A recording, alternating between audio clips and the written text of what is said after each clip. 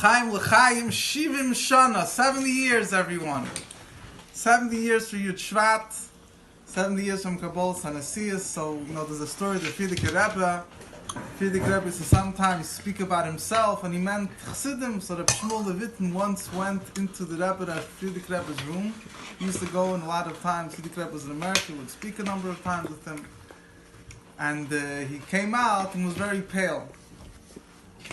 Or whatever it was, he was, he told my Zayd, he went to the Frierdiker Rebbe, while he was speaking to the Frierdiker Rebbe looked at his beard, and the Frierdiker Rebbe had white hairs on his beard, right? It was ready, so he said, Haponim, it seems, is a shine side episode, it's about time to do something.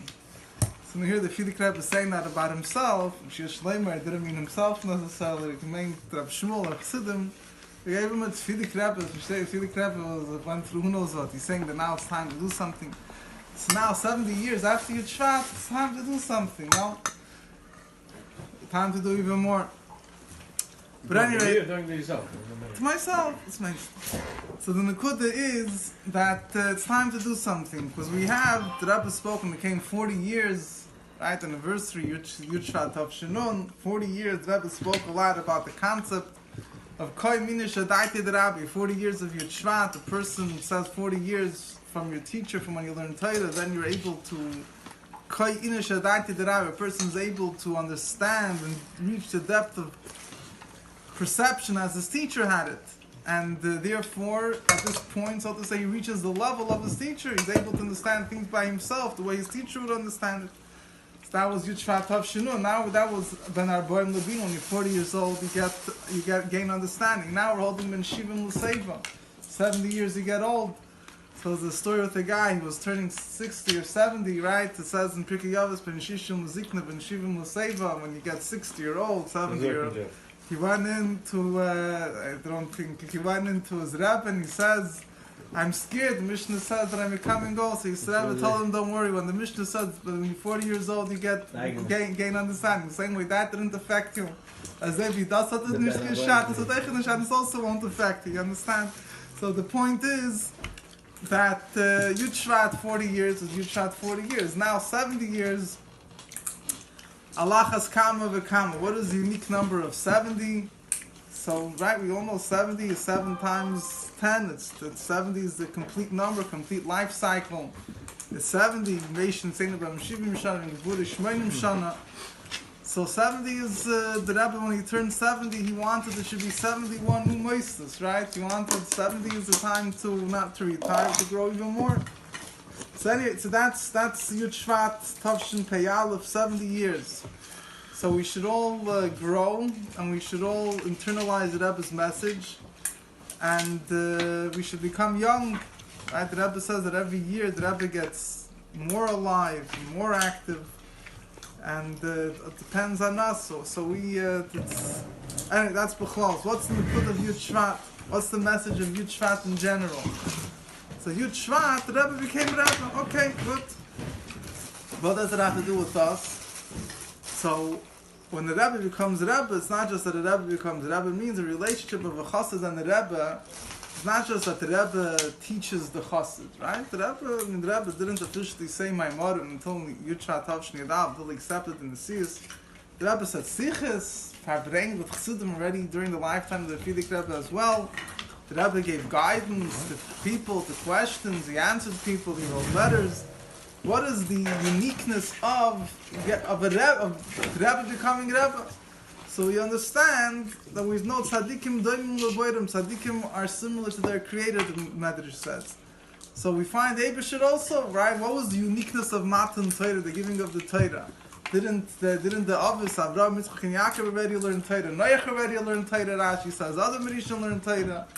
So they already learned Torah. So what was the great accomplishment of Matan Torah? Now it became public for everyone. It became publicized. So you needed to have Kedos of Brokim. You had to have a whole Maimed Har Sinai, a whole scene, a whole presentation of the surround sound presentation of the fireworks and the sound of the shofar and the lightning and everything.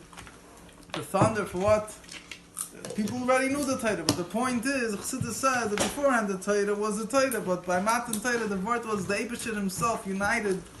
The Torah came from the essence of the Eibishter. The Eibishter himself became connected with every Jew. It's not just a teaching, it's not just in the books. It's an essential connection that was established by Matan Torah. The Eibishter decided to become one with the Jewish people. The same thing is with the Rebbe. Yeah, you can have a Rebbe, could also teach, but the word of Yud Shevat is that the Rebbe, when the Rebbe became Rebbe, from the Rebbe was now meant that his achrayus was a Yid Hager, yeah, from London. Freddie Hager, so he was a Rebbe She'einakom. So he once brought in a picture of his Zaydah that was a Rebbe to the Rebbe in Yechidus. I think the Rebbe told him, the Rebbe asked him, do you know what a Rebbe is? Mashu Kazah, something along those lines. I think the Rebbe told him that every night before he goes to sleep, he thinks over what's going on. I forget exactly the Lashon. Basically, it's his responsibility every chassid. Every night, he's thinking over how every one of his chassidim is doing. Something like that. So I think there was, I think that they say the Rogatchover, again, I'm misquoting this, but the Migdal Lois, I think he quotes the Rogatchover, as he once told the Bach in Leningrad, you know who the Rebbe is? Oh, it's the Rebbe. He said, you don't know what the Rebbe is, but he says, one thing he said, that Krishma Shalamita, he goes through every one of the chassidim in the world or something. Fine. Well, what's the Rebbe said of the Yezayda said to the Rebbe? So being given over to the Rebbe is not just a luxury. It means, my Zaydis always say that the Rebbe, he was from the first generation, Shluchim. He was from those people yeah, he was from the people that the Rebbe drafted. The Rebbe didn't, the Rebbe didn't ask you, you wanted, you didn't want. The Rebbe, you were sent away again. He says the Rebbe wanted, you should be given over 100%. But, he said the Rebbe reciprocated. He said the Rebbe gave back 100% as well. So the Nakuda is always say, what is the Nakuda of the Maimer Basi Lagana? What's the Nakuda of Basi Lagana, Yud Shvat, Tavshin Yud Aleph? So he says the Nakuda is, right, it speaks about Shtus Tektusha. What means Shtus Tektusha? Shtus Tektusha means go beyond yourself, right? Shtus Tektusha means dedicate yourself in a way which goes beyond logic and beyond reason. Right, it speaks a lot about a skafi, how to make a bit of a tachtenim through a skafi. So my Zaydis will say, what's pshat a skafi? Skafi means not eat a chocolate cake. So the skafi means to break yourself with the Rebbe's inyanim. Break yourself to do what the Rebbe wants you to do. Everyone has their mission. Some people have it easier, some people have it harder, but the point is to give yourself over. Right? Chassidus says, Mesiras Nefesh, you don't have to die for the sake of David. You have to give away our desire. Give away our Ratzon, right? We should be dedicated to the cause. We're not talking about Mesiras Ratzon. So the point is that's in the code very simple. What does the Rebbe want? The Rebbe wants that we should have the same goal as the Rebbe had. The problem is that we have a lot of chassidim, we have goals, very good goals. But the Rebbe, there's the ultimate goal the Rebbe wants. The Rebbe's ultimate goal is to bring Mashiach. And I think they say after the Sikh of Chavchas, I don't know if the story is true or not, but it's a good point. After the Sikh of Chavchas Nissen, the Rebbe said that everything that I did was the Hevel V'Larik, right? Which literally means absolutely worthless because we don't have Mashiach. So I think Rabbi Chadakov, some of the story is sure. Remember hearing? He went to the Rebbe. No, he went to the Rebbe and he asked, like, what do you like? So much that we accomplished during this time.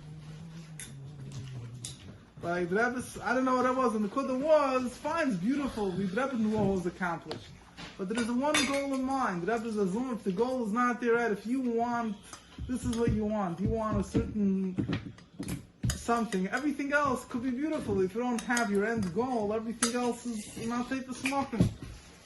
The Rebbe does not want us to be satisfied with anything else, but to go this Shlema. I say a thing, Rebbe Yud Shevat, we could talk a little bit. Why not? After the Fidik Rebbe left Russia in 1928, for a lot of Chassidim, they never knew they would see the Fidik Rebbe again. And there was a big thing after the stand for, that eventually a number of Chassidim, Rahman al-Islam, were shot.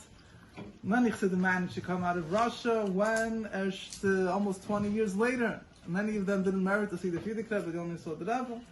At the time they came out of Russia, they were able to communicate with the Fidik Rebbe, but how many really came to America to see the Fidik Rebbe? At any rate, it was a chassid of Pinya Altais. He eventually did come out, I think he did see the Fidik Rebbe later, but Pinya Altais, he told the Fidik Rebbe like this. He said, told the Frierdiker Rebbe before he left Rosh, he says, when you're going to leave Rosh, he says, there's going to be different types of Chassidim. You have the Maskilim, the Chassidim that enjoy thinking ideas of Chassidus. They're going to find their comfort in Haskalah. They're going to find their comfort in thinking ideas of Chassidus. Then you have the Oivdim, you have those that daven at length.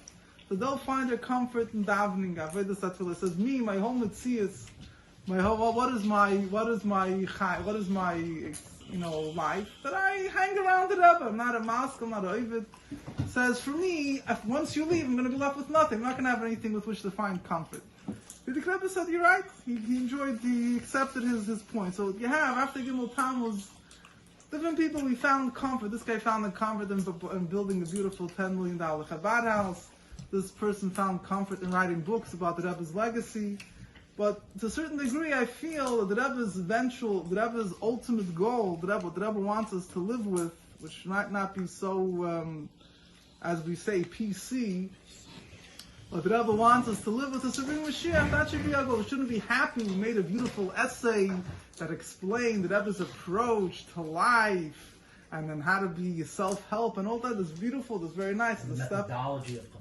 That's a step in the right direction. But if that becomes the end goal, we think this is us. Yeah, Mashiach was a nice dream the Rebbe had, and the dream we woke up and we pinched ourselves and it was just a nightmare. Now let's live reality the best that we could.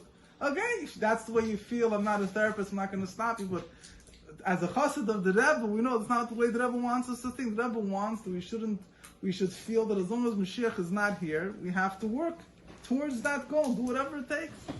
Don't find comfort in other, as great, everything eventually brings Mashiach. But don't find comfort, don't be satisfied and feel this is it, yeah. So that's the point. So when comes Yud Shvat, comes Parshas Boy, the Rebbe speaks a lot about Im Duachim Kulcham. This is a day of great blessings after everything we have to do. There's a lot that the Rebbe also has to do. There's a lot that the Rebbe does. And the Rebbe will do. So the Rebbe speaks about Yud Shvat as a day that we should stand ready to greet the brachas, to greet Mashiach. And we should be prepared. The Rebbe says the brachas come automatically. You just have to make yourself a keli by being prepared. That's all.